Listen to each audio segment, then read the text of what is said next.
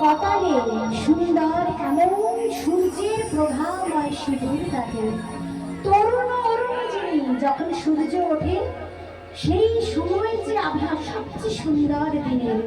সেই রকম আভাযুক্ত যার কপালে সিঁদুর বিরাজমান,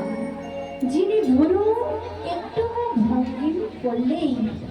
যার কোটি কোটি কামের লহরী তোলে, সেই শ্রী রাধিকাকে আমি নিত্যই বন্দনা করি।